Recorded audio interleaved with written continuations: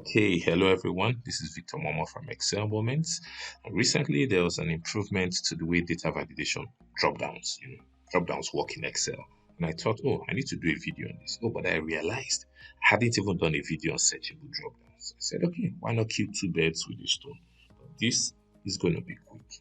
Okay, so now here I have a list of countries. It's a long list, maybe about 196 items thereabout, and I want to feed them into a drop down here, data validation drop down. So simply I could use shortcut Alt DL, Tab L, right, Tab, and then I select, that's the list of countries. So I do OK, right? So now I could just select a country from this list, maybe Australia, right?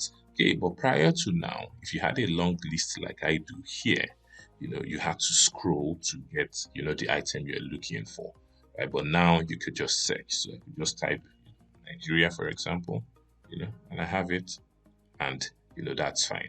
Now, this one thing you need to note that it actually searches, based on words, not exactly based on just characters. So, for example, if you need a list of countries that start with the word United, I could just type United, and you can see now it's giving me the UAE, United Kingdom, states. Okay, now I could also search with states. Okay, it doesn't matter whether states actually starts it, but states must be a word. Okay, so you see states here in Micronesia, you see states here in United States, but you can search using ATE, and say, oh, because the word states contains ATE, then it should return that for me, right? So if you do ATE, you don't get to say anything. You want to do a wildcard ATE, still don't see anything, right? So it searches, based on what words. Okay, just something, I thought you should know.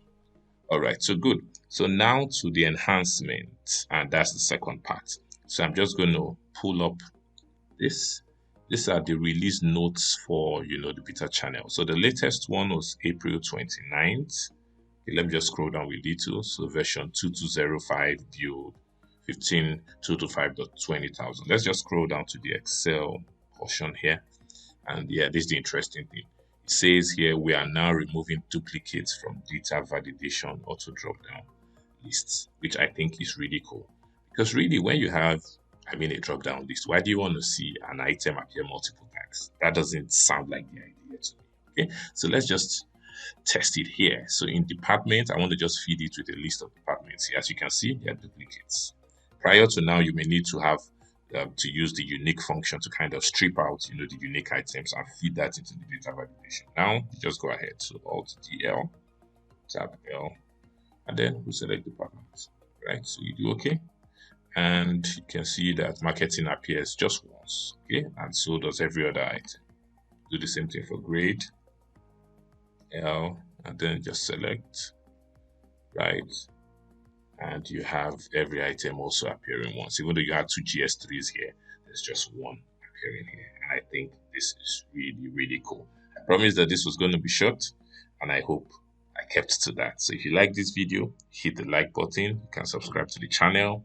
Excel Moments. For now, I'm out.